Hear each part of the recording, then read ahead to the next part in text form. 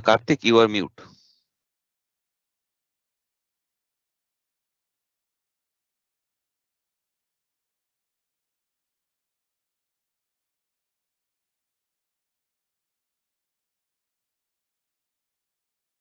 Are you able to hear me now?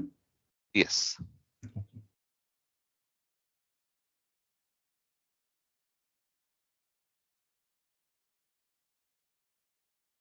Hello, everyone. Welcome to this Cybersecurity Internship second week program. Uh, Hope you had a wonderful session last week and hope we'll have a very good session this week as well. Right. Compared to last week where we did an introduction, we talk about what are the attacks, why it is important and things like that. Today we are going to talk about a very important topic called as the penetration testing and infrastructure security. Predominantly nowadays you see the market is more evolved towards security, and how do you prove your security is what this particular field or particular topic is going to cover up. All right. So if you have not started or if you are joining this week, you don't have to worry much that you have not missed much in the previous week. We are going to have a little bit brush up of the few of the topics that we covered last time around, and then we'll move on to the penetration testing part. Right. So penetration testing, in generally speaking,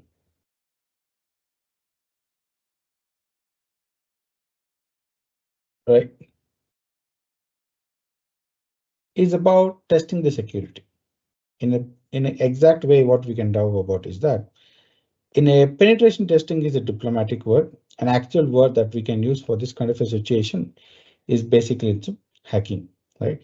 We are going to hack into the devices and check whether the device is hackable or not. If there's any way for us to get into that, what we do is that we create a report out of it and give it to the developers or the client, telling that, right, this is the process and you have to fix the issues. This plays a very important role in the current scenario. How, what exactly? And one of the most difficult job openings to crack nowadays, and the most sought after job openings as well, right? One of the packages, penetration testing, it is quite varying about that, right? There are good chances where in US we have seen candidates getting more than $150,000 without any prior experience, only based on their knowledge itself. That is the level of criticality this particular field brings into that. Before we understand much more detail what is the penetration testing and infrastructure security, let's understand some basic concepts of information security like CIA and EEE. Right. So first of all, CIA basically deals about confidentiality, integrity, and availability. Right? So this is important to understand to know because they'll tell there is a breach of security or security is compromised. What do you mean from this? That is what the question out here is. What do you mean by breach of confidentiality?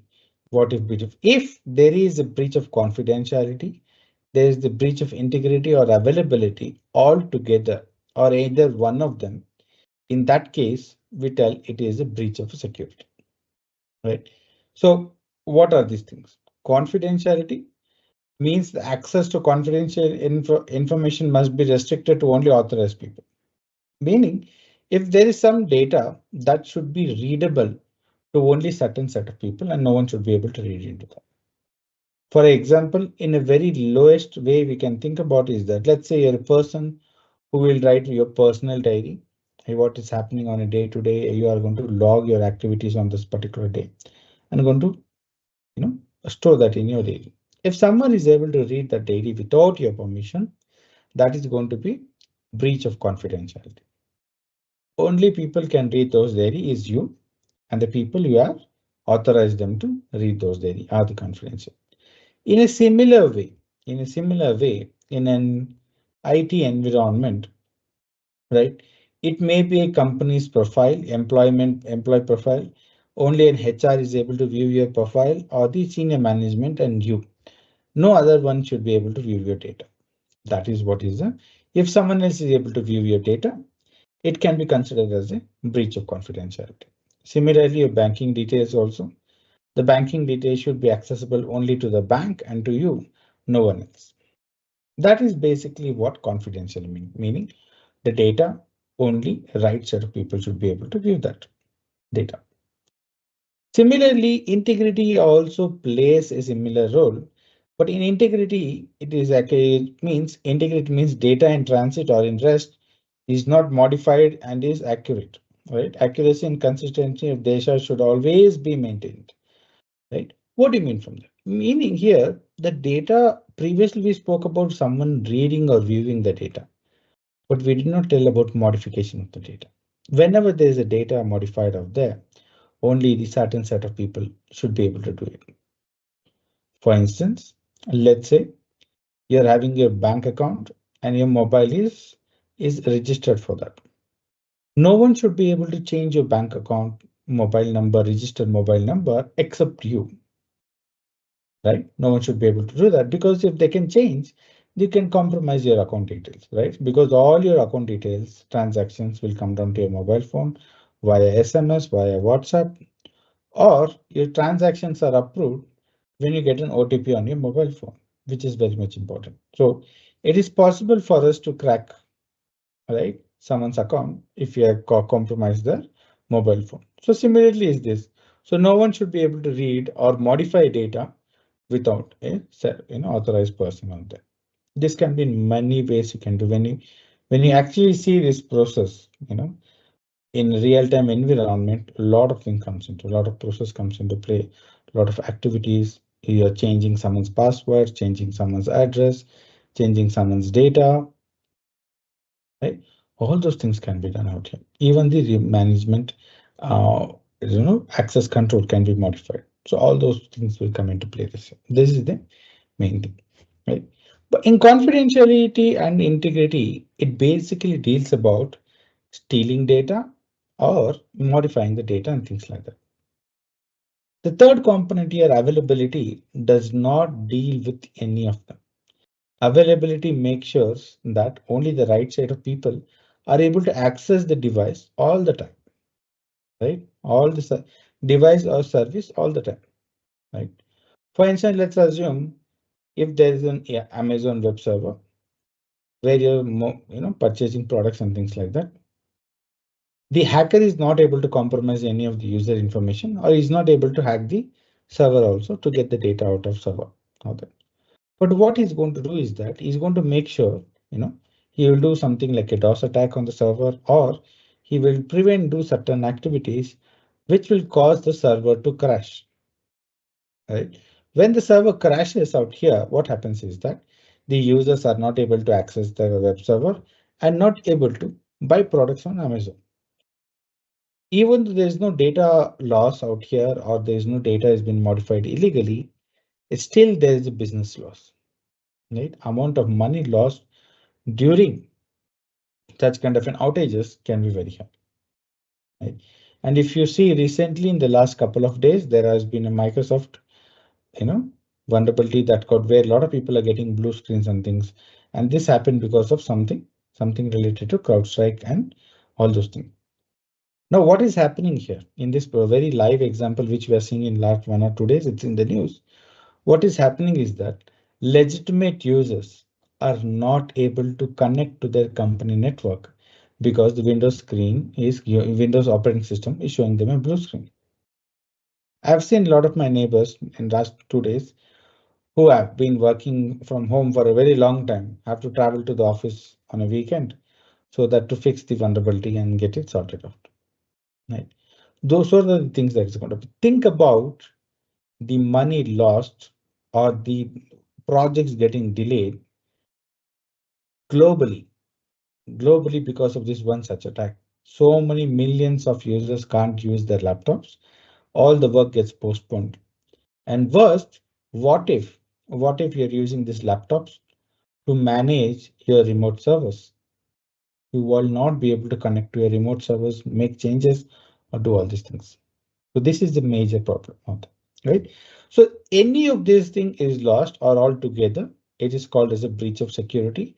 Confidentiality is viewing the data, only authorized users. Integrity, someone is able to modify, or availability. There are cases where when we have a system compromise, complete system compromise, all three will be done. All three is compromised. And most of the cases, it is usually either confidentiality, integrity, or availability. That is done.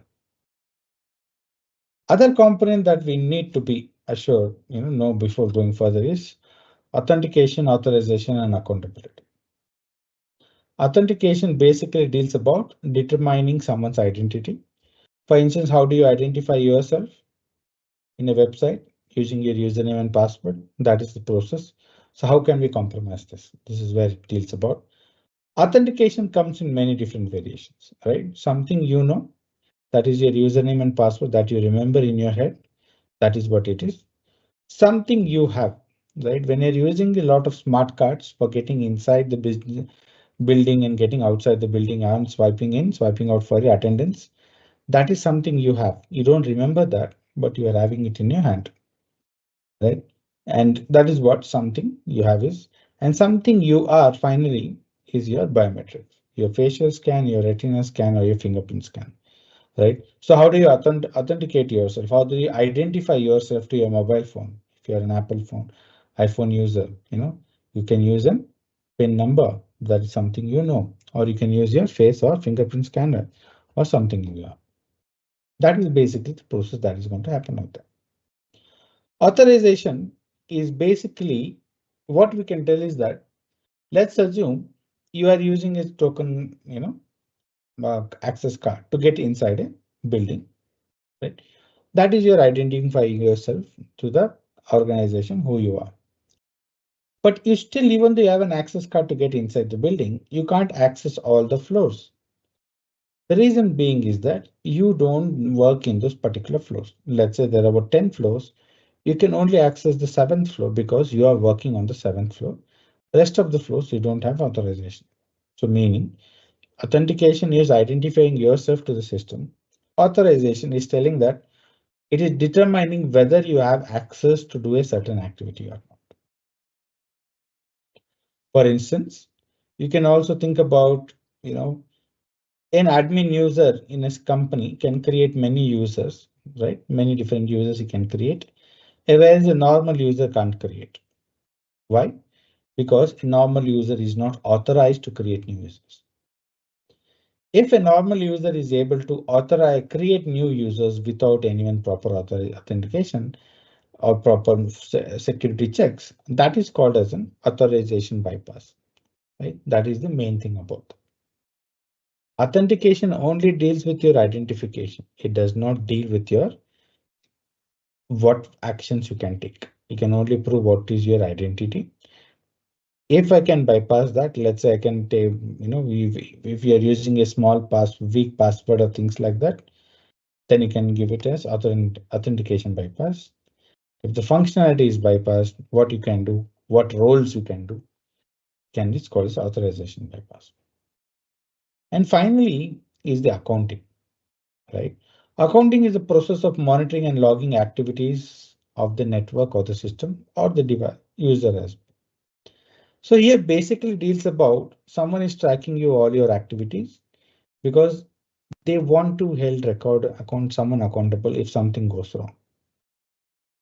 And previously in one of the organization I was working in Wipro Infotech, there what happened was we had a very large application where it was storing a lot of information about who's purchasing a product and who is getting delivered those products and things like that. If we were selling, computers and devices like that. One time, all of a sudden, there are about 10,000 records missing. 10,000 lines of data is missing out there, and we don't know what happened out there. So they asked the team what is happening, why this data is missing, and no one is explaining that. No one told I don't know. Everyone is denying for that. But the application had an accounting mechanism in place because what it did was whenever a data was created, whenever a data is modified, whenever data was deleted, it will have a log telling that on this particular time, on this particular system, a user was created or data was created by which person, which employee is recorded. So using this, we were able to identify the person that who deleted all these 10,000 records. After showing him the proof, he finally confessed that he deleted by the mistake you are supposed to delete some other data, one or two data, but instead of that, he deleted the entire bunch, right? Luckily, data backup was there and we were able to recover the data. But if that data backup was not there, and if that log management was not there, we would have never known who did this attack, all right? Who did this kind of an activity. So this plays a very important role. One more location, right? One more location where we have seen this kind of an approach was there was a company in US, they got hacked, right? So they were doing some kind of an analysis and they got to know that their servers got hacked out. And they were trying to understand, okay, when that server was hacked and things like that. They got to know that they got hacked more than 4 years back. They got hacked more than 4 years back because one of the logs that was they showed that there was a rogue user created 4 years ago and that user is constantly running and they did not have any record of that user being created. If they have done log analytics and accountability long time back, they could have identified someone was their server was hacked because some reason they did that after 4 years they did and they got to know after that 4 years.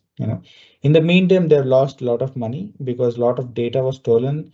They were always wondering how does their competitor know about their new products and how are they coming up with a similar or a better product than their product and things like that, right? And they finally got to know and they were able to close that.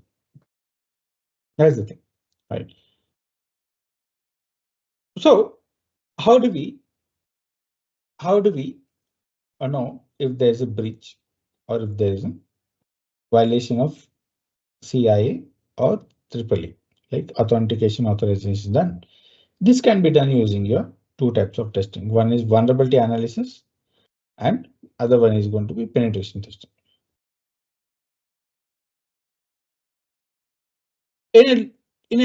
I have basically worked on many pen testing. Predominantly I've worked on penetration testing in my career when it comes to information security. In around 95% of the time, I've worked there on a web application penetration testing predominantly. And 5% is basically about infrastructure, right? We are going to talk about both today and why both is important, right?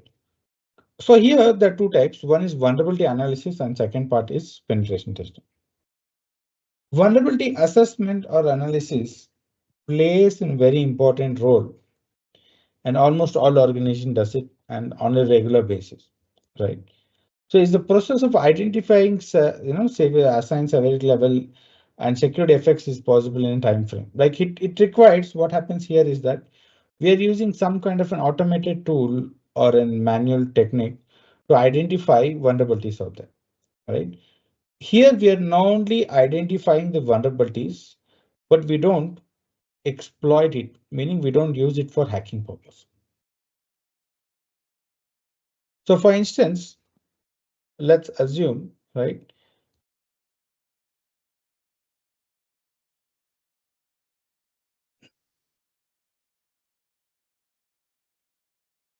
There is a particular vulnerable web server here that we have got. That is called as a B box. That is called as a B box. So what we have done is that there is a multiple tools that are available out there. And one of the tools is called Nessus.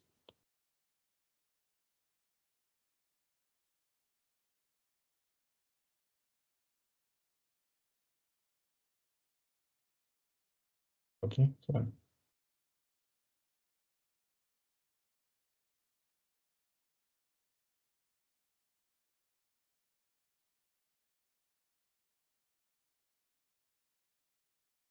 Okay, there's some issue here with that.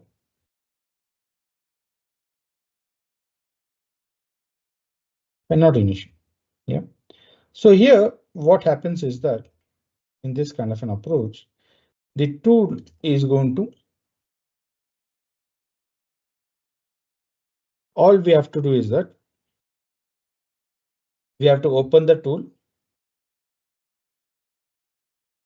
And after opening the tool, we have to specify the target name that we want to attack. right? Or we want to scan. And once we scan that,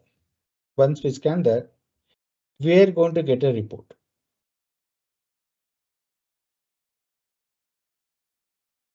And this is a sample report that's going to come into play, right? So here is telling there is a particular Wi-Fi IP address that is been vulnerable. And here I'm getting a list of vulnerabilities that are identified in that particular machine.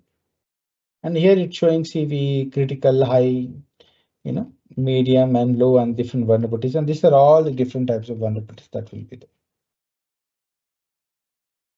So how does it do this kind of an activity? One of the major tools that we use here are Nessus, Quali, Acunetics, and Zap, right?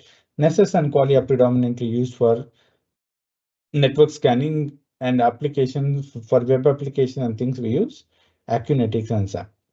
And these are the two different types of things. And Nmap is a very most common and free tool available out there. And one of the limitations of Nmap is that it's quite accurate, but it is mostly based on text mode, right? Whereas it's very difficult to create reports and things like that. And Quali or Nessus is what is used mainly because we get quite a bit of access to the reports what we see here. Right?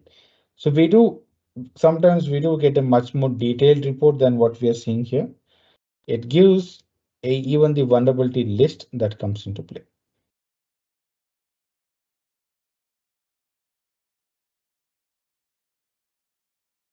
So predominantly a vulnerability analysis, right?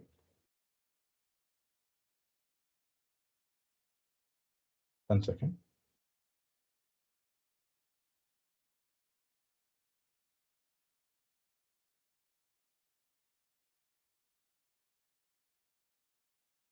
And here you can see a much more detail. For previously, we saw many number of lines and issuing critical. And here each page is showing a single critical vulnerability, explaining what are the things that is happening on. Here, what it does is that it does something called as a reconnaissance phase that is there, and it is going to check for that. So what are the main objectives of vulnerability or assessment or vulnerability analysis? Is identifying vulnerability ranging from critical design flaws to simple misconfiguration. Document the vulnerabilities so the developer can easily identify and reproduce the findings. And create guidance to assist developers with remediation and identify vulnerabilities. Right. Most of the time, this is done on the infrastructure level. Nessus scans are done on the infrastructure level. Because it is not a good idea to do penetration testing on infrastructure level, because when you hack a device, there's a good chances that the device can crash or something could happen, and you don't want to do that happen to a live system, right? Whereas your vulnerability analysis, there are cases where there's a requirement for the devices to be pen tested or hacked, even though it can cause crash and other things out there, right? So that's the main thing we have to be careful out here. But vulnerability analysis is much more secure way of going about it, and it helps you with the process. Here we identify what are the vulnerabilities. For instance, let's say there could be you're running an Ubuntu server, right? Here there could be a vulnerability. You have installed Python in your Ubuntu server, and there could be a vulnerability in that. Your Nessus scanner will identify that and tell you, hey, your Python version that you are using currently is vulnerable. It is not a good idea to save, right? Same thing which happened in the previously in the Microsoft, whatever the lot of times what you've seen is that the devices those are affected are the devices who have not been updated, right? If you see the previous class, there was an Acunetics, right? Sorry, not Acunetics, Equifax was hacked.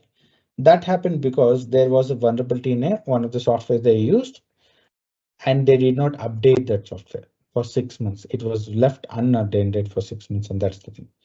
So vulnerability analysis will identify those kind of things. Your software's underlying software which is having an issue. At the same time, they'll also check for any configuration, right? Configuration can vary a lot of things, right? For instance, when you're doing your screen size. You're telling you wanted 1080p website, or screen resolution, or 2000, full HD, ultra HD, or QHD. Those are all screen related configurations that are there. So similarly, there will be a lot of configurations for a lot of services that we are using. For instance, in SSH secure shell, which is used for connecting to a remote server via command prompt, will have a predefined such configurations. One of the configurations is that it should not allow is to allow an admin user to be logged in from a remote location. The admin user in a Linux system is called as a root user, meaning no one should be able to log in as a root user from a remote system. That is one of the configuration checks. So that can be identified as well using the Nessus scanner, right? And once this is done, we'll be able to help the developers understand this vulnerability is there. How do we do that? With the documentation. Like the report we saw now recently, this documentation will have a clear explanation of what is this attack is about. For instance, this is an Apache Tomcat as a default files enabled out there. So it's telling this is the location, this is the explanation, and it is telling where are the other things are there. It is telling it is a medium level risk because it is nothing data is informed, but some configuration is not done properly. And your documentation should also give an recommendation solution. How do we go about that? Here the recommendation is very easy. Delete the default index page, remove the example JSP and serverless, right?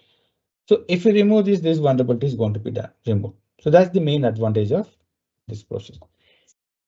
Majority of the attacks that are related to infrastructure, about 99.9% infrastructure related attacks can be mitigated just by vulnerability analysis skills because it covers a lot more in detail. The tools are much more efficient. The need for pen testing is very much less here. Right? And there are certain cases, certain jobs, when you're working in a lot of Middle Eastern banks and things, there'll be one person, his job only is vulnerability analysis. And one of the easier jobs in PenSec, cybersecurity as well, is vulnerability analysis. His job is very simple. Come in the morning, he'll be given a list of IP addresses, about 100, right? He'll put them in the Nessus tool and run the scan. And it will take about half a day to run the scan to complete, right? Because number of devices are more. And when the scan comes in, download the report from this tool and put it in a Word document and send it across to the correct stakeholders. As I think that's going to happen. But how does this Nessus scanner or your vulnerability analysis tool usually work? First thing is that it is going to go into the network, identify which are the devices that are running out there, right? Which are the devices that are running out there. So in a network, there may be certain devices running and certain devices are not running out there. So it will check for devices which are switched on. And then after that, it is going to start looking for something called as ports. Based on this particular, every device will have some ports open out there, and the servers will have a very specific ports. Based on the ports identified, I can tell in a network which is the server and which is a network device, desktop or something, or laptop like that. Once we identify these ports and we can identify what kind of a software it is running, for instance, it may be running an Apache server or it may be running a database server for storing the information, right? So if I'm able to get information related to that, I'll be able to run a vulnerability scanning and detection. So based on this port number and software versions I got, I will see in my database and I will see what version is this particular version having any kind of a vulnerability, right? So basically what this is going to look like is, let me show you an example.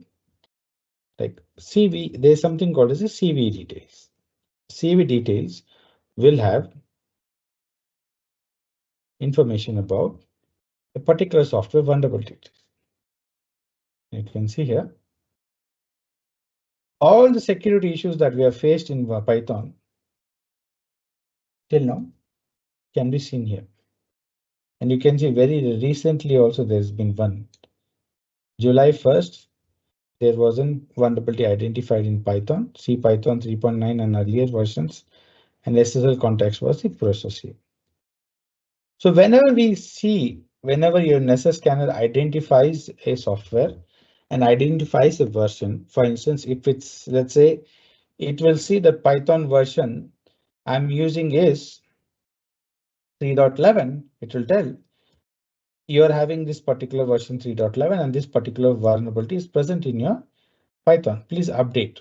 So here is telling, so I have to update it to 3.11.5 because it is vulnerability is still present in version 3.11.4. So this is basically happens, right? When you understand, when you get into the course and when you go much more detail into analysis and the services, you'll understand what is exactly is there. If you're already new to, if you're already using Linux and service, I think probably you know what I mean to. Once these vulnerabilities are identified, next process we have to do is to resolve it. One of most of the cases is closing that particular port, adding more security to the port, or updating to the latest software. That is the process that's going to take out. And we should be able to integrate this process in our day-to-day functionality. Meaning you cannot scan once in a year and leave it up, or once in a while whenever you feel it. There should be a particular plan, and that is going to process that is going to be there and keep on doing the scans of there. That's how we have to integrate in your normal activities. And it has to be in a continuously secure manner, meaning there are certain companies, financial companies, who are mandated by the government and the compliance organizations that their entire organization devices in their company, right? Maybe thousands of devices. Think about a large bank, right? In a country like India, there will be having thousands and thousands of ATMs, right? On an average, they could be having about 30,000 ATMs all over India. Think about the number of devices they will have in the banks and the server. All these devices needs to be scanned once in 3 months minimum, and any vulnerability is there has to be fixed in that. So these are the different stages a vulnerability analysis goes through, and this is a sample report, right? What we saw out there. Nessus scanner gives out a much more. Qualys and Nessus plays a very important role about when it comes to infrastructure. 95% of the work is done on either of these two tools, right? Nothing more is going to be there. They are the industry standard. They cover a lot more. They cover a lot of standards that are required. All those things can be done. But here, it will tell what vulnerability is there. Vulnerability analysis tool will tell what vulnerability is there, but it is not going to give you an impact. You can't understand what could be compromised and how it could be compromised out there, right? So very detailed, if you want to know, there are certain limitations to these tools as well. When it comes to scanning for authentication and authorization, scanner tools are very bad. At that time, we have to go in for manual penetration testing itself. So in manual pen testing is an authorized simulated attack performed on a computer system to evaluate its security. Pen testers use the same tool techniques processes as attackers to find and demonstrate the business impact on the weakness in system. One of the main thing about penetration testing is that you are going to get a written confirmation that you are authorized to do the pen testing. Without that, it is not a good idea. You should never go because it is considered as a violation of law. In some cases, something called as when we check out, something called as using Nmap or Nessus on a server without the permission of the company is considered as an breaking attempt, as a breach or an incident of breach. That is going to be an intent to breach is what you're doing out there. That's the thing. And here, as a pen testers, we are going to use the same tools what hackers will use, and we'll use these tools to show how to hack into the web application. Predominantly, when it comes to pen testing, this web application. In some cases, there is the infrastructure level as well. So where we are showing how to hack an SSH server, how to hack an HTTP server, how to hack an FTP server, right? How to hack a router if it is there. This is also possible. There are nowadays IoT is also very common. I've been involved in many IoT hacks. There are cases where we have hacked a vending machine, right? When you put some money and then it will, give out the product of your choice. It may be cold drink, chocolates, or books, or anything. A lot of things can come up, right? That is where how do you hack that and get something for free? Or medical devices like patient monitoring system, where it will monitor the patient health, that can be hacked, or X-ray machines can be hacked. All those things we have done on there. In some cases, we are even able to pen test and hack into a medical dispenser device, right? Where is an automatically a dosage of medicine is inserted into the patient's body when based on certain conditions, right? By device. What if you can hack into that device and overdose the patient? That's also possible, and that we were able to do those processes as well, right? So that's the thing. Even in say X-rays machine, we can increase the radiation level, which can actually cause the health hazard to the patient. In types of hackers, there are basically three types of hackers. One is a white hat hacker. What I do in a predominantly way, meaning an hacker, white hat hacker will only hack when he has a permission to hack, and there is a lot of ethics involved in that, right? Whereas a black hat hacker is going to not care about any permissions, is going to take any target of his choice and try to hack. And he's doing this to most probably for many of the reasons we saw in the previous class. One of the main reasons is financial gains, right? Why does someone wants to steal your credit card information so that they can use your credit card illegally and make online transactions, things like that? So white hat hacker is someone who's legitimate. Black hat hacker is completely malicious. He's a criminal and things like that. A gray hat hacker is basically someone who does both. Right? Probably can take about if you see in a Mr. Robot kind of a thing, the series and things like that.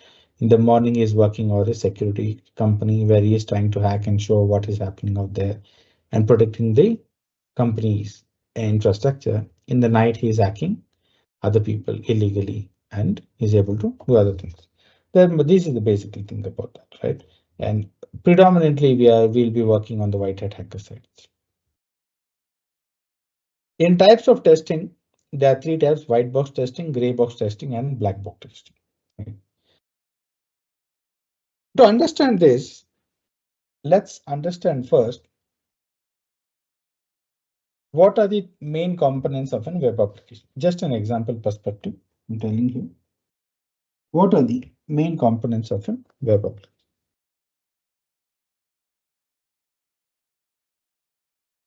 So in a web application, there will be a server. Server will have an OS. In most of the cases, it's Ubuntu, right? And again, there is a code that is present that you have written. It could be PHP or Python, whatever over there. And that application can be viewed over a browser.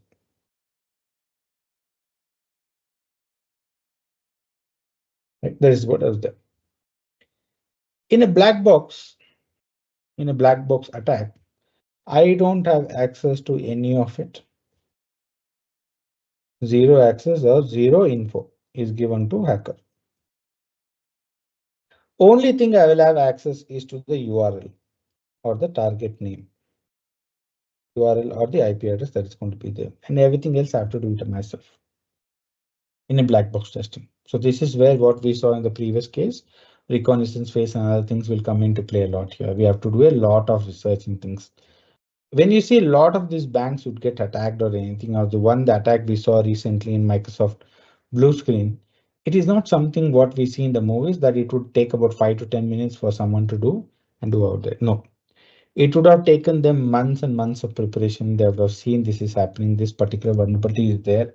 They have not disclosed it to anyone, and they'll sit on this vulnerability, and one final day they're going to do that, right? But all the activities has to be done by them, right? And predominantly from a pen testing perspective, a black box testing is done very rarely. And we see something called as a red teaming. That is where we see black box testing happening out there. In a white box testing, a pen tester will have all access, meaning I will know what server they're running, what OS they're running. I will have access to the code, complete code, their database, if there's anything, and everything, whatever is there, that will have a complete access. They will give me access to that, telling that Karthik, look into this. This is our application. This is our code and things and all. Can you see and identify any vulnerabilities? Right. That is what basically happens. And white box testing is also very rare. We don't see this happening quite often. Right. Most of the time we see is gray box testing. So what is here? In a similar way, here not all data is given. Some data is given. Right. For instance, we might know that they're using the server, what OS they're doing. We will know the server software name they're using. So I will tell, okay, they're using PHP and things like that, but I will not have access to the code at all. There's a limitation to that. I will not have access to the OS. I will know the name of the OS, but I will not be able to log in to server using the credentials of the server. All those things will not be there. In fact, I'll be given a tour of the application. They'll give me a walkthrough of the application, it's called. Meaning they'll open an application, they'll tell this is the way you have to log in. Enter your username, enter your password, click on login, and things like that is going to happen. Right? So in gray box testing, there's a limitation to what data you're going to be given. And then it is going to do that part. Right? This is predominantly how it is going to work on a day-to-day basis.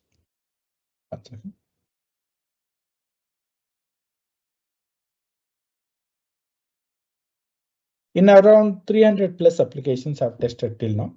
300 plus website have hacked till now. I think red teaming can be taken into about 4 to 5 and white box testing around 10 to 15 only, not more than that.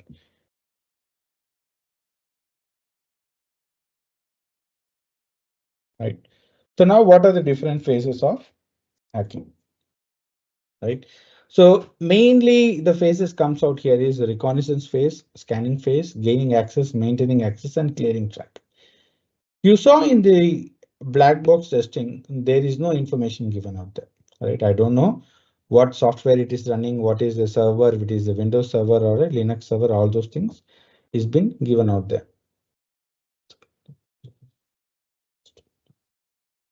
So reconnaissance is what happens is that we collect information about the target from a publicly available in portals, right? It could be a Google, it could be LinkedIn and things like that. One example, let's say you know a company, you want to hack into that, and you want to know what kind of an hardware they're running or what kind of an infrastructure they're running on there. Right? How can you use LinkedIn to know about their infrastructure? Right? What we do is that we open their company LinkedIn profile, see which are all the employees are publicly be accessible, and preferably the technical team out there. And when you look into the technical team profiles, you will see they will have many certifications. They would have explained what is the day-to-day activities out there. And even sometimes what is the software or the products they're using. They'll tell Python developer or PHP developer, Java developer, certain database developer. We can get a complete analysis of it. Right. But reconnaissance phase is publicly accessible. There's nothing actively involving with the target, meaning I'm not actively connecting to the server and checking out what the information is. And that we do in the scanning phase, right? As an hacker, it is always important for me to reduce the impact or make sure that I don't showcase. People should not be able to track my activities back to my laptop or my devices, right? So we have to be as uh, anonymous as possible, right? So that is why we do a lot of emphasis on reconnaissance phase. In a gray box testing or a white box testing, reconnaissance is not required, mainly because all that reconnaissance related information is being given to us by the client itself before the starting the testing process. Right? Scanning is basically your Nessus scanner or Quali scanner, where you are vulnerability analyzing or seeing ports that are open up there and things like that. All right. And finally, once you identify vulnerability, you can use to gain access, right? You can try to get inside the system. That is what we are going to do. Once you're inside the system, right, there's a vulnerability, and because of that vulnerability, you're gaining access to the system. What if the developer or the administrator, server administrator, fixes that vulnerability? Let me say there could be a Python vulnerability that is giving me access to the system, and the administrator will update the Python. Now, no longer the vulnerability is existing. I can't access the server. So how do you do that? So what you're going to do? How do you maintain access for a long time? So in this kind of a situation, they could do multiple things. Once they gain access to the system, they could create a fake user without anyone's knowledge and try to connect to that user every time, or leave a backdoor, right? Leave a backdoor because this backdoor is a software or a malware that would give hackers access to that, right? So if you might remember, very long time back, we were using Windows XP and a lot of people were using and all pirated when they used to get black edition and things and all.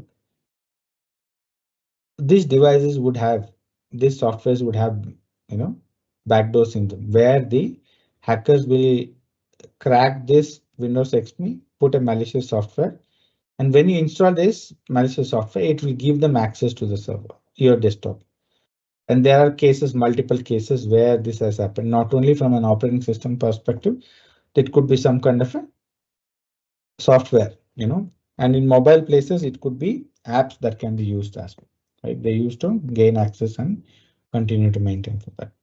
And once you're done with this, you're supposed to make sure that you're clearing your tracks. No one should know that their system has been hacked and things like that and how they got hacked and all. So this is basically about whenever an activity occurs in Windows or Linux server base, there's some kind of a logs that are created. So it is your responsibility as an hacker to delete those tracks.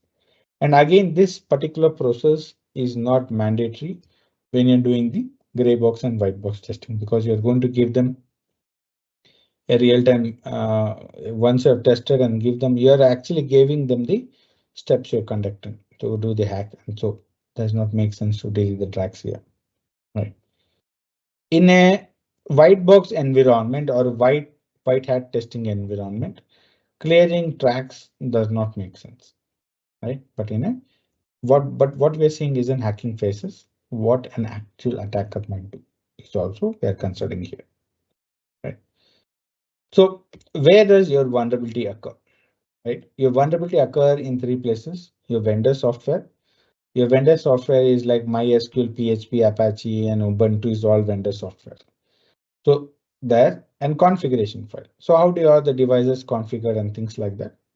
And that is there. And the application code, the code which you're writing, right? So when you open your apple.com or google.com, there's a code that is sent to the browser, and those are all web application code, right? And browser takes this code and displays the web page for it. There are many different variations of this code. Like this PHP, which will run only on server, HTML, CSS, JS, only on the browser they run, all those things that are there.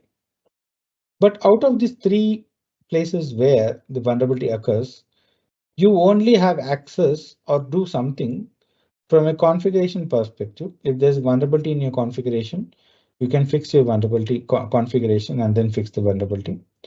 Let's say if there's an application code, your web application code is having some vulnerability, you can change that code. You can modify that code and fix it. That's not going to be an issue. But when it's a vendor software, right? Vendor software, there's very limitation to what you can do. Okay, there are a lot of limitations. Only thing you can do is to either remove the software or update to the latest version, right? So any questions till now related to vulnerability analysis and penetration testing?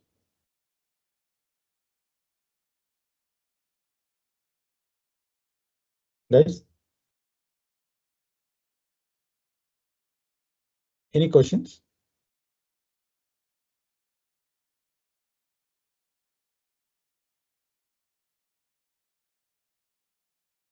Hello, Katik. Yeah, tell me. So, as a penetration tester, do you need to know any of the programming languages like Python, Java, or so to speak? Do you need Uh, to understand all those programming language before you can actually, ask? no, Okay, good. no, you don't need to know. Most of about 70% of the pen testers will not be able to, will not be knowing the programming language, right?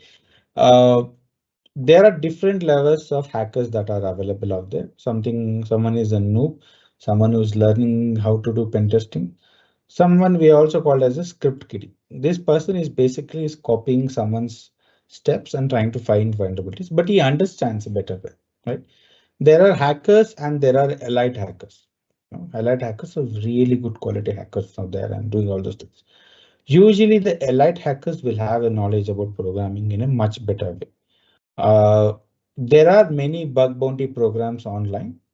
The where the public, like you can go to websites like Tesla and find vulnerabilities in them, and you can get rewarded. For a single vulnerability, they go from $2,000 all the way to 50, $60,000 based on the vulnerability type.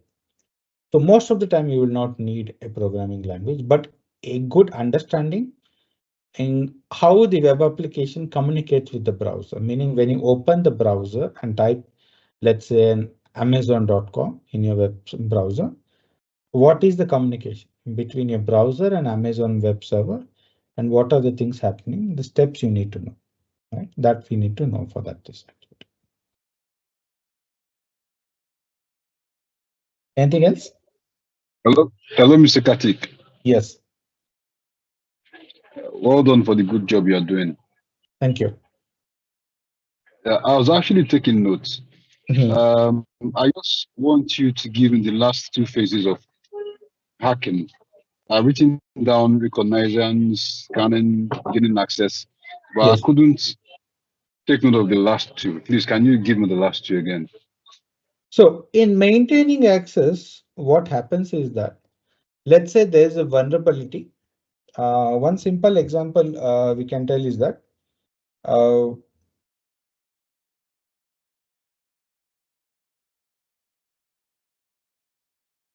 so this particular vulnerability, smiley face attack was there in FTP server. So FTP, if you know, it is a file transfer protocol, meaning if you want to access a server and download files from that server, it is possible, right? So, but when you're doing FTP, what you're supposed to have, you're supposed to have a username and password. So what happened was this particular FTP server, what they did was someone hacked this web server, FTP server source code itself. And what they did, what you're supposed to do is that at the end of the username, if you're supposed to put a smiley emoji out there, meaning colon, hyphen, and close bracket. What has been, you can see here, right? That is what you can see in the what I've searched in the search field. If you put that, anyone will be able to access all the file in your server. That is what the process was there. So that is the gaining access perspective, right? There was a vulnerability. I was able to gain access and able to read the data. Now, after a couple of days, what could happen? That the server administrator will know there's a vulnerability. People are downloading data from my server. So what he will do is that he will update the FTP to the latest version. Once the latest version is updated, can you now no longer smiley attack will work, right? You can't no longer capture the data out of it, steal data from the server. So what you're going to do? So that is the case where maintaining access comes into play. So what I could do in this scenario is that I could take, since I can upload, not only download files from the server, I can upload files to the server also. What I will do is that I will upload a malicious software for that in the server, which will give me a remote access to the server. Now, when there is an update, only the FTP server is modified, not the malware which I uploaded previously, right? And so I will continue to hold on to that place, right? So clearing track is very much simple. In some cases, what happens is that in a Linux environment, whatever the activity that you are going to do, there is going to be a log that is going to be generated, right? So I will see. I'll try if the device is running.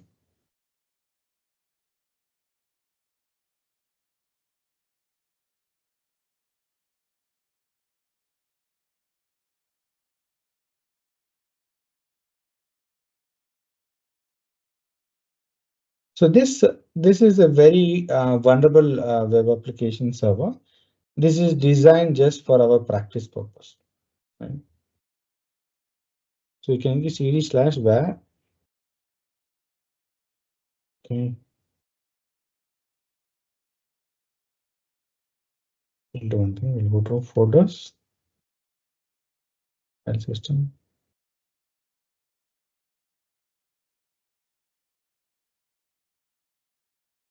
See here.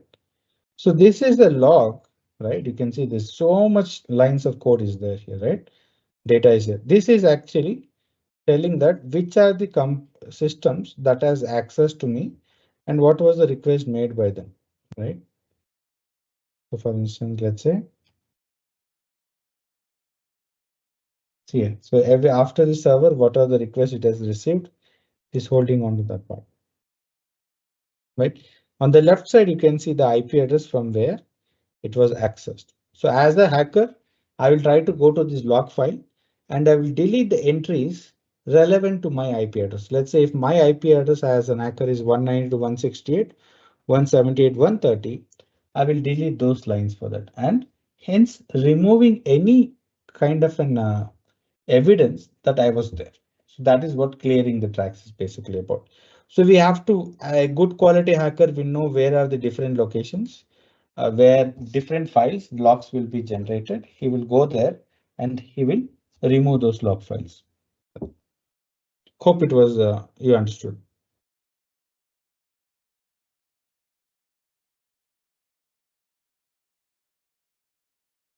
So any more questions?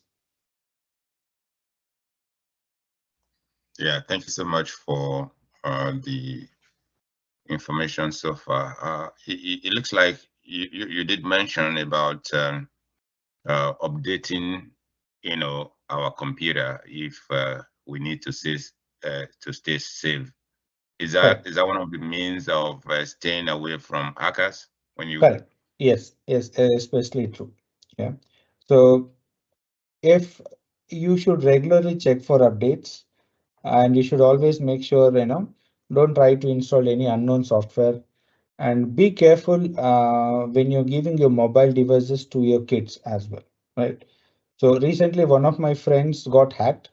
He lost about $500,000, in Indian rupees. It's a large amount of money in a credit card fraud. And he never used his credit card anywhere except couple of times online, that too on safe websites like Amazon and things like that. But he never took that card in his purse, took outside anywhere, nothing else happened. And after carefully analyzing the situation, we got to know what had happened was he had given his mobile phone to his kid to play. And when the kid was playing the video game, on the video game it asks for you to pay money for that. And if you're not paying money, it'll tell click here if you can't pay money and that. And kid has clicked on it and installed a malware inside the in his phone. So now what happened is what this guy has taken a photograph of his credit card in his mobile phone and both front and back with all the CV details and everything. So they use this because the hacker got access to the library photos. They took his card, did a transaction, and where does the transaction come? OTP comes on the mobile. Since mobile phone was hacked, they had access to the OTP. And after getting the OTP, they deleted the OTP message, SMS out there, right? After that, they got the transfer. Once the transfer comes, hackers, where does the confirmation come? It will come to the mail ID. So they went to the mail and deleted the mail. Why? How can access to the mail? Because mobile has access to the mail as well. And that they deleted that as well out there. So they removed the complete track and everything. And by the time he got to know that he was charged 5 lakhs or 500,000 rupees, it was too late. In certain banks have a certain timeline. You have to report a credit card fraud, and he was not able to report that in time, and he lost a lot of it. So that's the thing. So even your mobile phones has to be updated regularly. Make sure and don't try using, right? Let's say if you're someone who is in a higher position in a company where you're dealing with a lot of data, it is a good choice to use either an iPhone or a Samsung higher end mobile, not a lower end mobile, higher end mobile, because these are the two devices will encrypt data by default, right? There is a specific reason why in companies either they give you ThinkPad or MacBooks, because especially for traveling people, MacBook is given preferred more reason because they encrypt the devices, meaning even if your laptop gets stolen, data is not lost. The laptop is lost. The attackers will not be able to read the data. Right? That's how it goes. So now let's understand what is threat modeling and why is threat modeling needed. All the time I'm speaking about vulnerability analysis and penetration testing. Right? The problem with vulnerability analysis and penetration testing is sometimes it is too late. Right? Sometimes it is too late, or you're doing some kind of an activity, security activity, once the website is developed. That is what is happening out there. Right? So it has a huge impact, right? From an organization perspective, let's say you design a web application where it is a business related web application where you're making money every day out of the application. The more number of days the application stays unpublished or less active, those are the days you're losing money on that place, right? What happens in a lot of case times is that they do the application, website, everything. Security is not considered while designing or coding the application. And finally, they come to the pen testing part. And during pen testing, we'll identify any critical vulnerability and we'll tell you have to fix it. If it is something like a medium or a low vulnerability, sometimes it is agreed upon, okay, they'll fix it in coming days and things. If it is something like critical or high, they cannot launch the application. It will take some time till they fix it. They can't go about, but it is going to add time to the project, right? There are multiple ways you're losing money, meaning you have to go back to the design phase. You have to rewrite. You're paying the developers more because they're working more number of days on the product, right? Not only that, is the product is going to come out late as well, which has huger impact, right? Think about a website which Amazon wants to launch gets delayed by 10 days or even a month, right? They can have a huge impact. Think about launching an iPhone, identifying there's a vulnerability in the iPhone. You have to record all the iPhones and fix it them and then give it back. What is going to have an impact on that from a business perspective? Right? So this is important to identify vulnerabilities, threats, and define countermeasures on it to prevent and mitigate effects, threats on the system. Right? So you have to do it in advance. So for that, we will know. So our course DevSecOps, one of our main goals in this is from an threat modeling perspective, right? So because it is combination of a lot of things. Threat modeling is one of it. So usually what will happen is that in threat modeling, when you understand penetration testing and you know what are the checks that is to be identified, when you look at an application, you will know what are the requirements that are there, security requirements are there, right?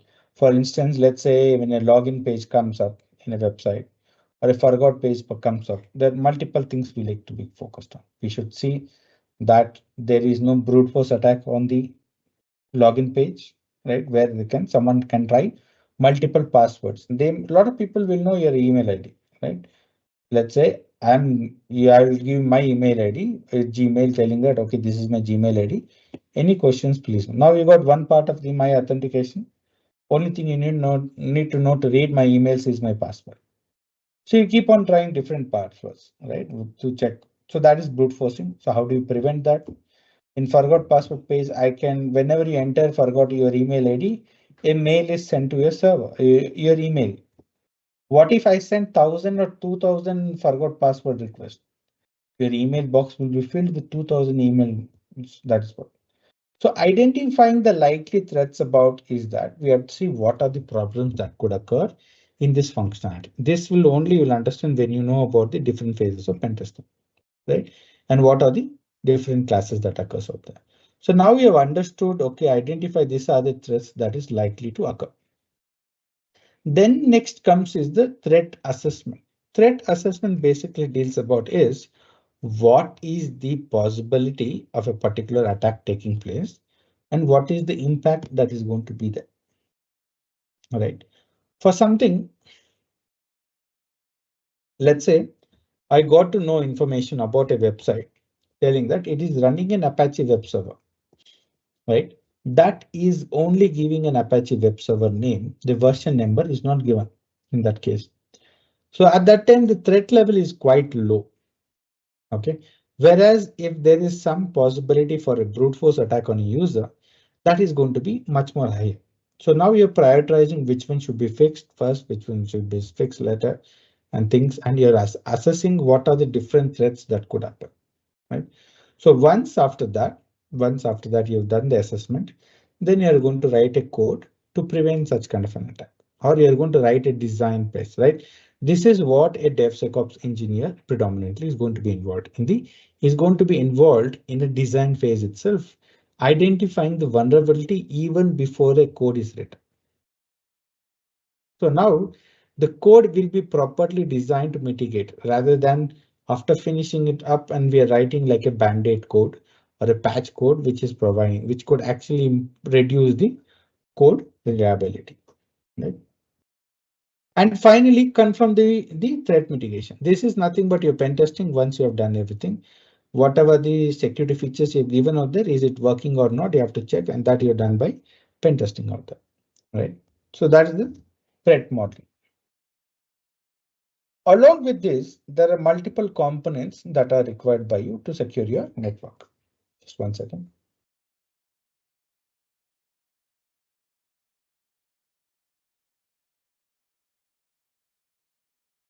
So one of the components that is needed to secure your network is firewall, right?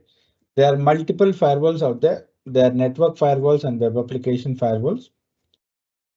Web application firewalls and the network firewalls is basically will tell you just given brief explanation.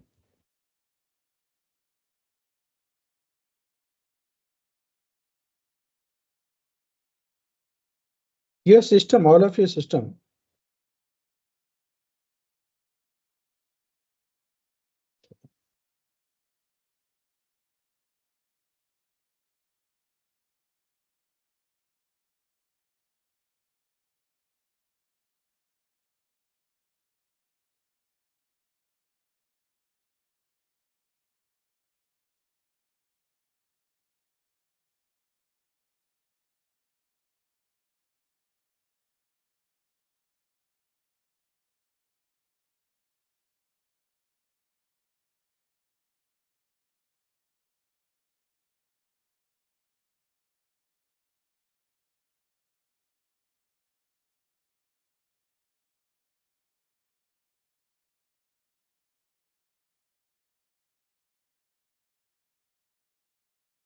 Let me close this.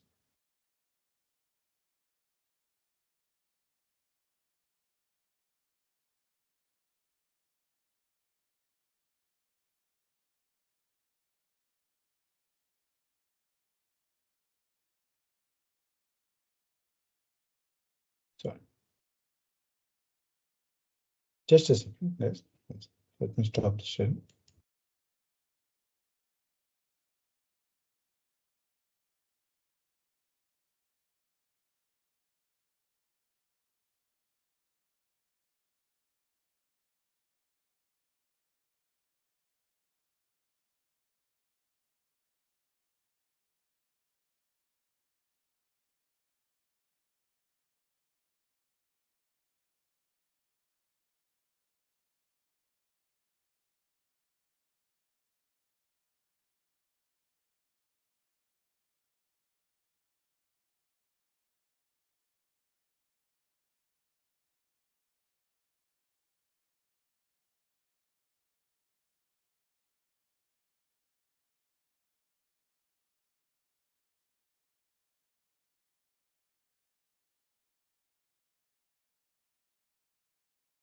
One second.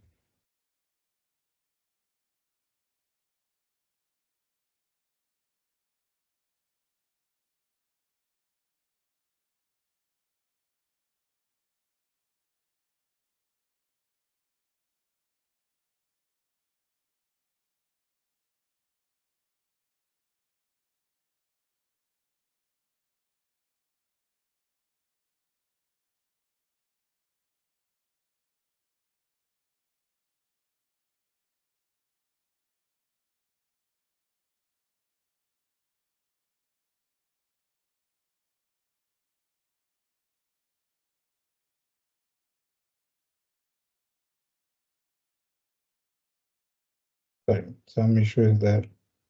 Let me come back.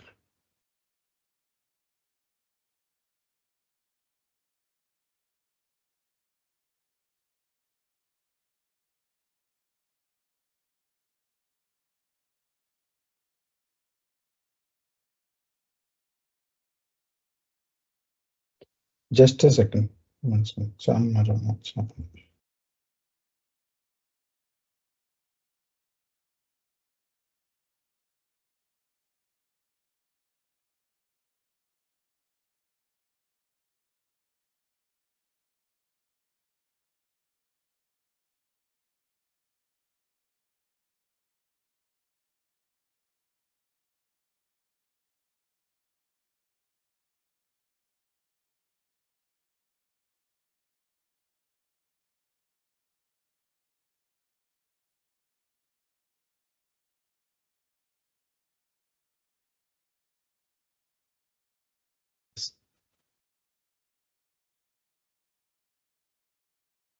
Some reason Windows running very slow today. So in firewall, in a network firewall,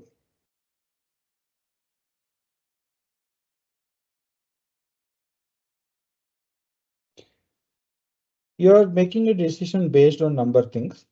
One of the decisions that you're making based on is on IP address and MAC address and port number. These are the things that you're going to take into consideration.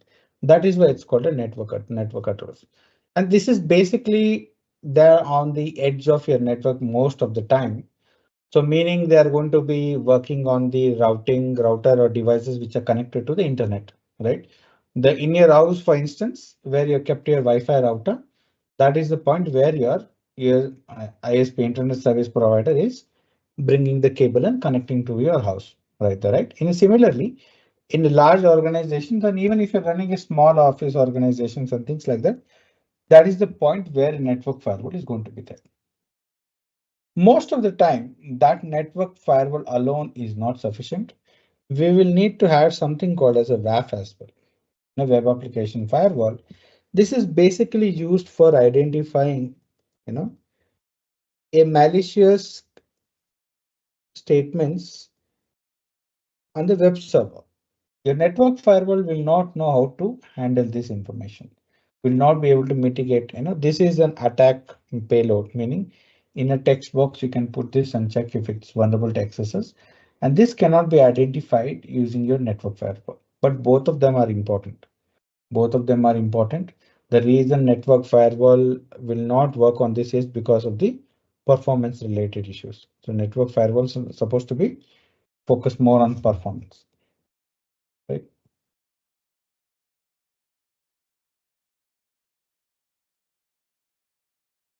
So these are different components. One is the network firewall. Most commonly used is Palo Alto, Checkpoint, and your Linux also has a firewall, or Windows also has a firewall. In a Linux, which is called as a firewall team, and it is part of the course. We also go into certain extent understanding the firewall D as well. When it comes to firewall application, it's Imperva, Encapsula, and Cloudflare. A lot of times when you're browsing some website, it will ask identifying your prove you're a human being and things like that, and you will see Cloudflare logo there. It is basically happening because there's a WAF out there trying to prevent attacks, right? So next, the component is called as an intrusion detection and prevention system. This is not a firewall, right? So similar, what we can tell in a simple example is that This is looking for a behavior and takes action based on that. For instance, in best way real-time example you can take is that when you go to an exam in a school or in anywhere, college or anywhere, there'll be one guy standing in the door and he's going to check your ID. Only when you have a valid ID, he's going to allow you to go inside the room, right? And that is the work of a firewall. It is going to check for validity of certain things, and if those things are matching, it will allow them. But once you're inside the exam hall, the guy who's actually doing this activity will not be able to check whether you're copying or someone is doing malpractice or doing this activity, right? So, but there will be a proctor person who's there. This proctor person is behaving, is checking, is looking at people behavior, and then he's able to make a decision that something is up. I have to do something like this, right? So basically this happens in simple example we can tell is that there's a particular desktop or a particular user ID which is downloading 3 to 4 GBs of the data at night 1 o'clock in a company, which does not happen regularly, right? There will be certain devices which are downloading large amount of data every day at a particular time. That is fine. But this particular device has never done that and it is doing that. So at that time, this prevention attack detection, this device IDPS, intrusion detection prevention system, will detect something is happening. He'll put a mail to the administrator that something is happening out there. And after that, what it is going to do is that it is going to take some prevention steps. That is why it's called as a prevention system as well. Meaning either two things, lot of things it could do, either block the attacker from your network, right? Or block a particular server itself, meaning remove the server itself from the network so that even the service may be not available anymore to a lot of users, but still I'm not going to make sure that data is not lost. That is the thing that you can do. Or you can also block a complete network on the source. The attacker could be on a different network. You are going to block that entire network, right? This is what happened in Siemens, I think so, not Siemens, I don't know which company. When WannaCry got attacked, right? WannaCry was in ransomware. What it do, it get infected systems will get in, their data is encrypted and they lose track of all the data, right? That is what was happening out there. So now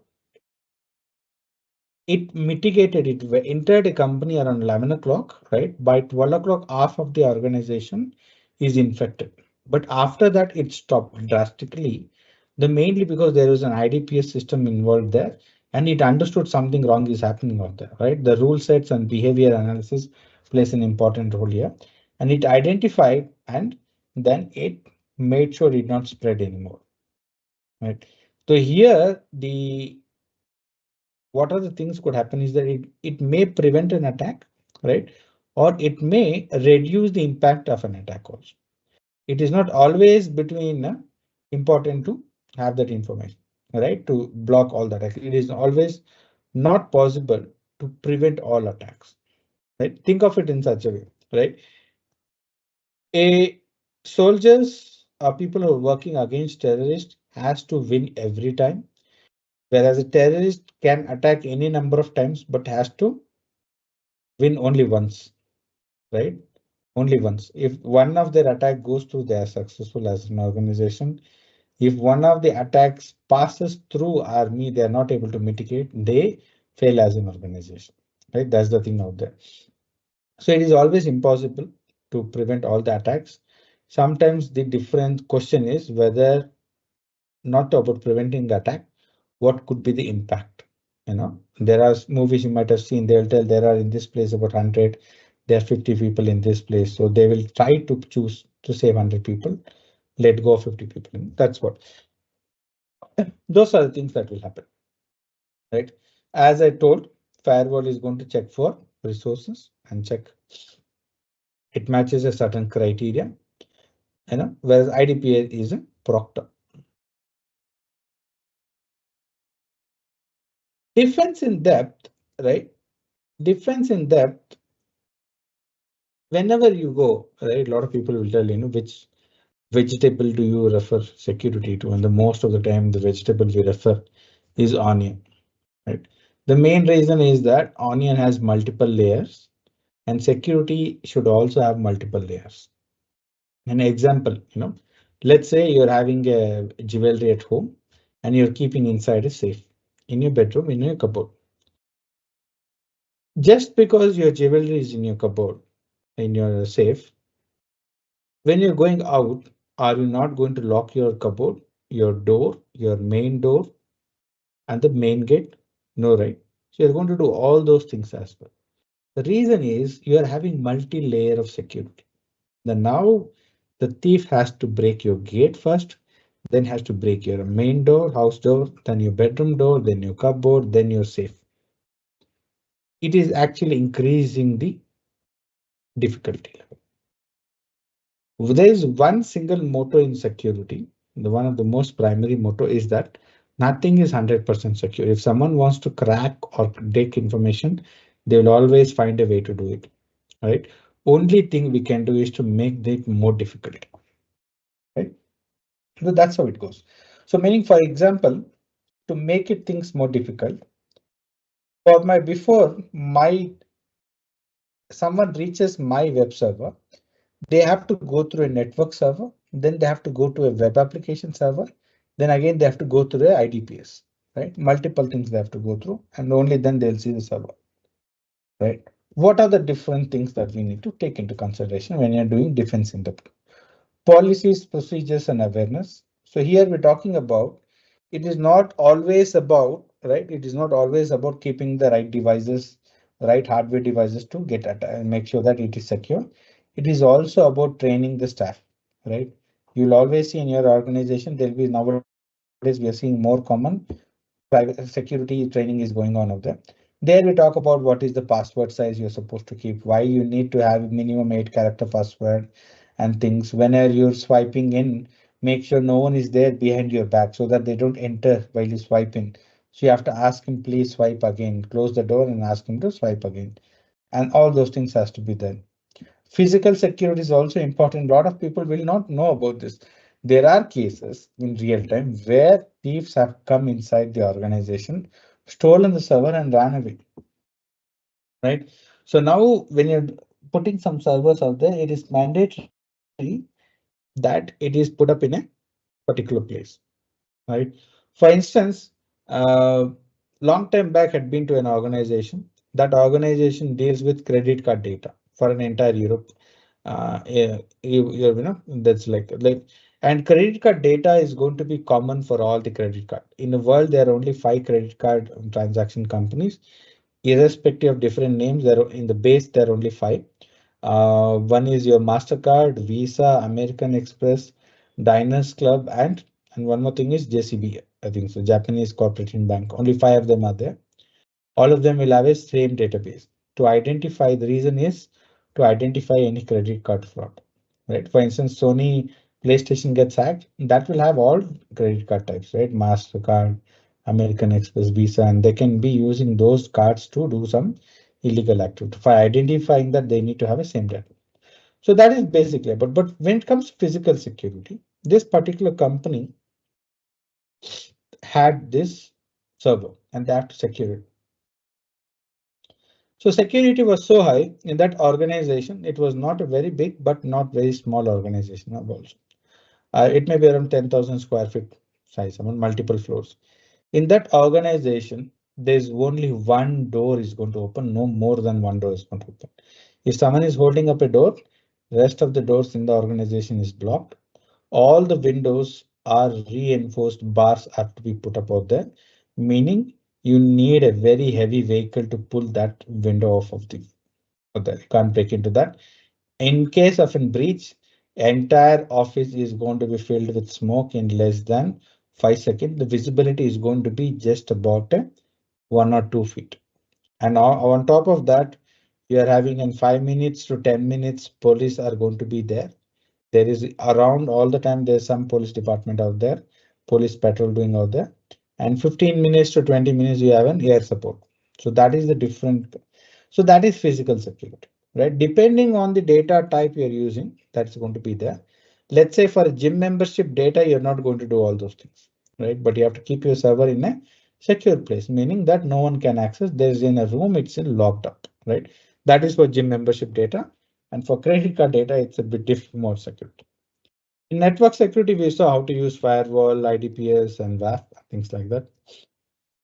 And device security is basically about disk encryption and things like that. An application is about pen testing and things. And computer security. At the device level, firewall, how do you secure antivirus systems and things like that. Your nowadays antivirus are not just antivirus software. They do more than that, right? For the namesake, they're called as antivirus, but they do a lot of other activities. They scan your system for virus. They act as a mini firewall in your device. They check for any vulnerabilities in websites you're searching. It will tell it is not safe to use this website because it is having vulnerability in that website. All those things are there, right? In some cases, disk encryption is also done and deleting file in a secure way. All those things are done by antivirus. So how do you secure your computer security? Are different things that are going to be there, right? So we need to plan our security to ensure that when an attacker penetrates one layer of defense, it will be stopped by a subsequent layer. And if you see the previous class, what we had an incident and a breach, right? The incident is about that. That is that some kind of an activity has occurred, an event for the attack is occurred out there. Right?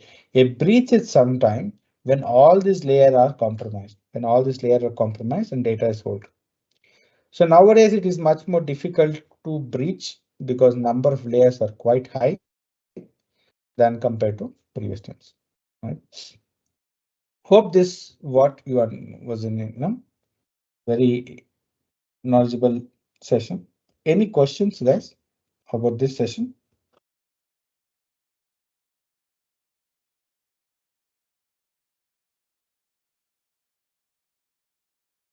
Anyways, having any doubts?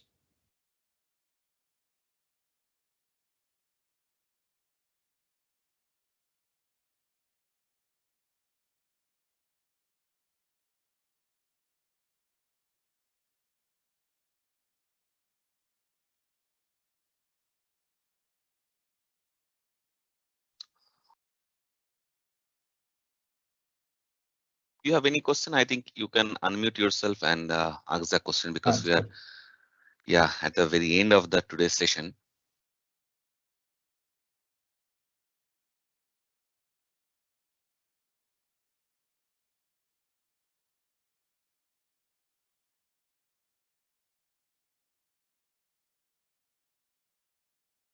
So one of the cyber attack that occurred recently is the Microsoft blue screen attack. So they had a security provider, some CrowdStrike or something. So they got hacked and they were running some kind of a security feature on Windows systems, on your Windows servers. And what they made was they prevented the Windows machine from logging in or starting. So as soon as you start, you will get a blue screen, right? For instance,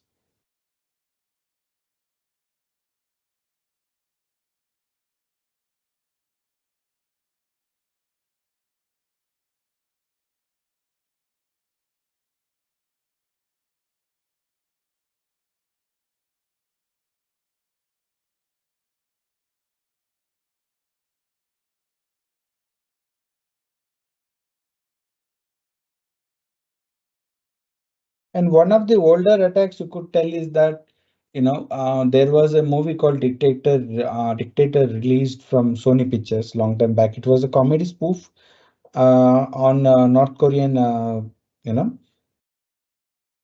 dictator. What they did was the North Korean attackers attacked the Sony and they compromised a lot of information on that. Right? Uh, they took out all the actors' details they had stored. They stored it online, things like that. All those things happened out there. And nowadays you can see, Microsoft.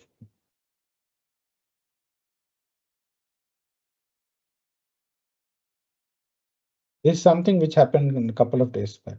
It is like very fresh. You can still get a lot of information about this. So what happens is that whenever you start your screen, right, you're going to get something like that, and it gets stuck out there.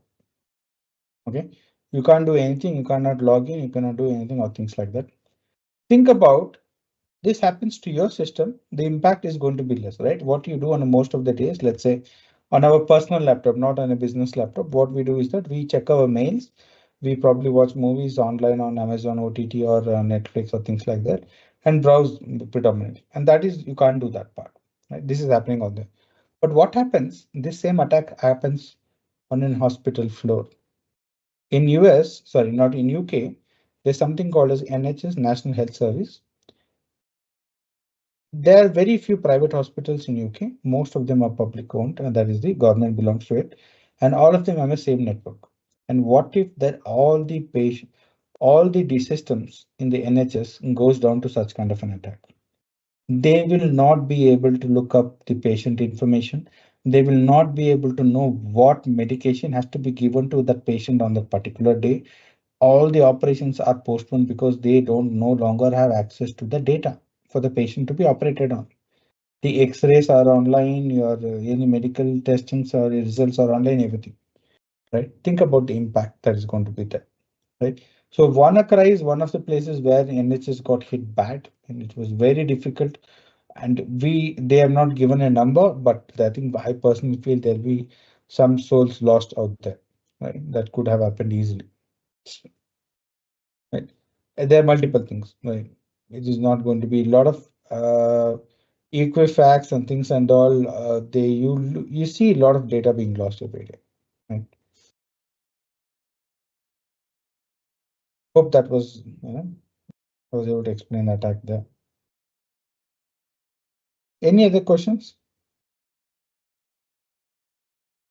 So I have one small question. What will be the next week's topic? So next week topic is going to be, this week we saw about pen testing. Next week topic is going to be DevSecOps, right? So one of our main roles that we focus on is DevSecOps, and we'll see how the problem. We saw the penetration testing. The issue is there. It is happening after the application is developed. It becomes more big of an issue, right? And the DevSecOps is that how do you prevent this kind of threat modeling? What we saw today is one part of DevSecOps, and we see how the limitations of getting a good quality pen tester can be overcome by training people in DevSecOps, right? So that is why we see a lot of openings, right? Nowadays, after DevSecOps is picked up, amount of openings for pen testing has gone down a little bit less, and DevSecOps is predominantly occurred out there. So there we'll see what are the different steps, what is your job role, what are the skill set needed by you for you to excel in that, right? So you may be already in IT, but if you want to move to DevSec, we'll also see what are the topics that will actually make you an ideal candidate for this. Right? So we'll be looking into that as well. Any more questions? Yeah. Okay, so quick updates. We are going to start our cybersecurity 6 weeks long training. That is our hands-on practice and hands-on training. Normally we call those kind of training as a job ready training, because the main agenda of those training is to prepare our students for especially US and European job market. And recently we in our DSO in April batch, we got a very fantastic success stories. People who have completed their training in April 8 and June 1st. Normally they have already bagged 3, or some people bagged 4 lucrative jobs with 6 number of figures, and the best part is they as a freshers or as a very new on that field, because the demand is so high in the job market, and the competition in this particular domain is very less compared to other domain.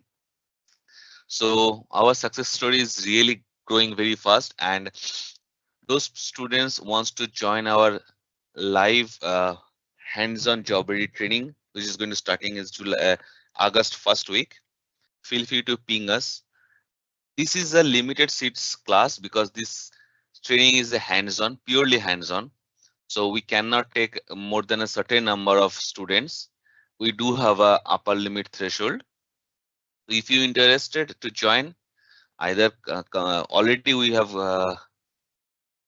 30% of the seats already booked. So if you want to join, don't wait for the last day. Complete your registration. If you find anything difficulties or any question, feel free to ask. The same thing happened with our DevOps classes, which is started yesterday. It was booked and it was the registration was completed, I think 2 days before, but after few students trying to enroll, but unfortunately we could not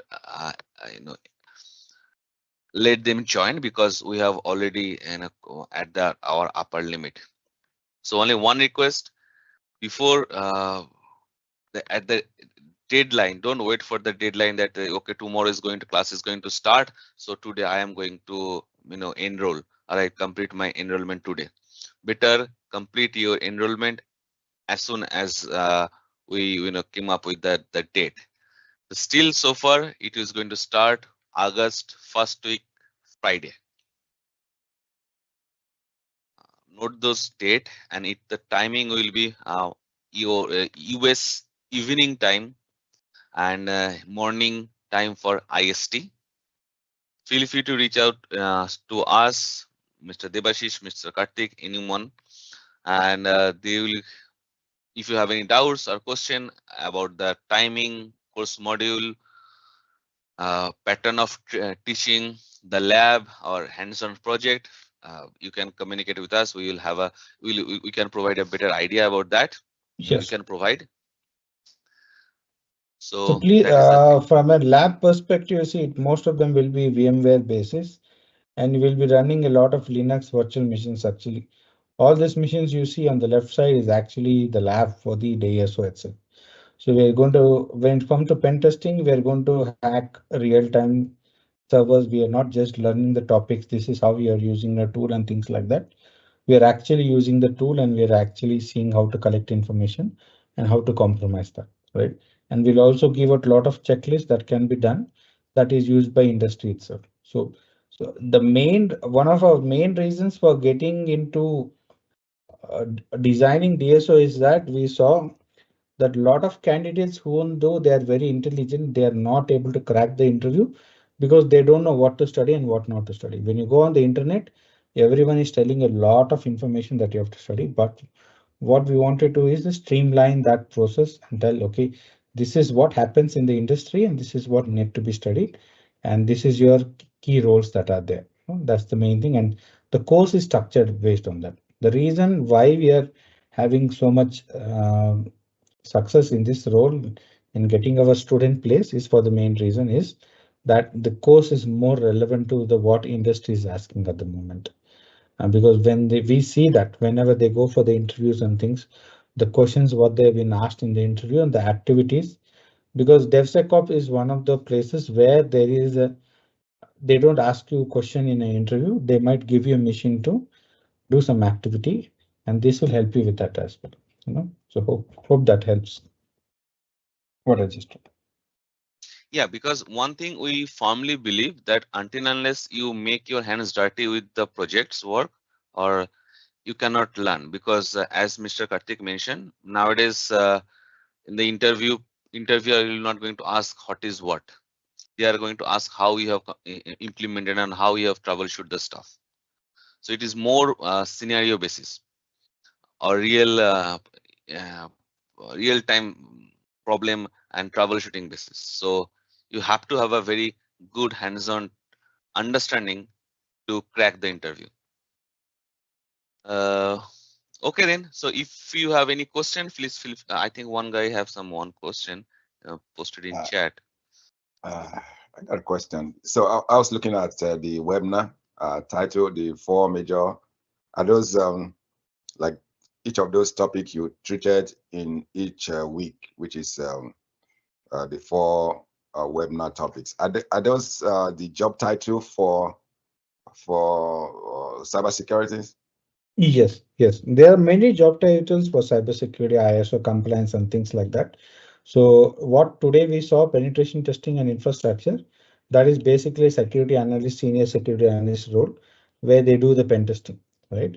And the DevSecOps, what we do in the next where it is also comes under the DevSecOps engineer or security engineer who does in an organization. That is the roles that is going to be focused more on. And when it comes to cloud security, also we'll see that particular basically is for you have a cloud infrastructure at the organization and how do you secure that cloud and what are the things that you need to consider while securing that infrastructure. So that's what it is. Thank you. I think Harry is asking, what are the globally recognized certifications that you can take to land those jobs? There are multiple certifications out there, right? But most of the time, I would suggest going up with something like an InfoSec certifications are a bit more difficult to get. The main reason is they're all practical based certifications. For instance, one of the highly regarded certifications that are going to be there is called as an OSCP certificate. That OSCP certification, the exam is a 24-hour live hacking exam where you have to hack 5 devices that will and then do a report on that. And based once you have hacked that 5 and your report is good quality, only then you clear that. And it comes at an expensive price as well. I think $1,600 for 3 months. And every time you want to increase that month, retake an exam, additional $250, and again $300 for each month you have to pay, right, to get the renewing of the lab for that. So that is where. So there you are in the lab course, you're running about 70 machines for hacking and things like that. But the problem with that certification, that is the industry certification that is required, but that does not correlate with what is happening in the industry, right? So industry is predominantly web application and the OSCP is infrastructure, servers, how to hack into that. Most of the certification cybersecurity is that. But voice web pen testing is one of the places is where your knowledge wise is good. Your certification, if you have knowledge in that, you have good chances of getting passed through the interview.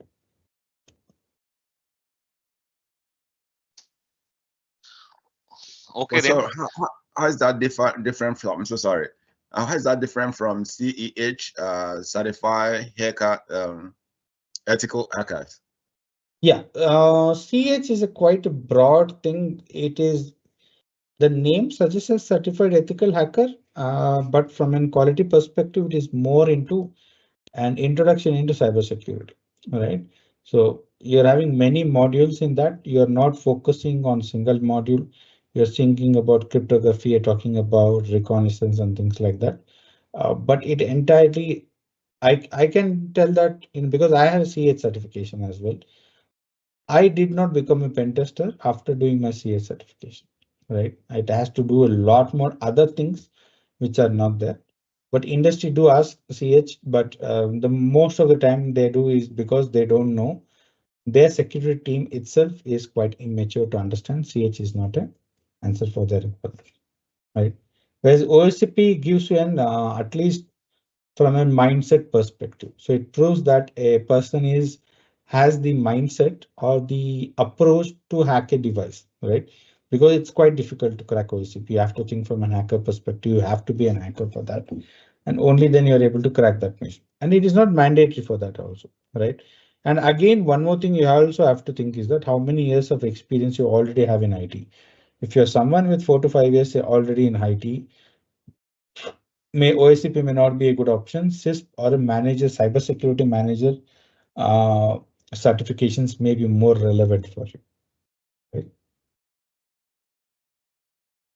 Hope that helps. Yeah, that is.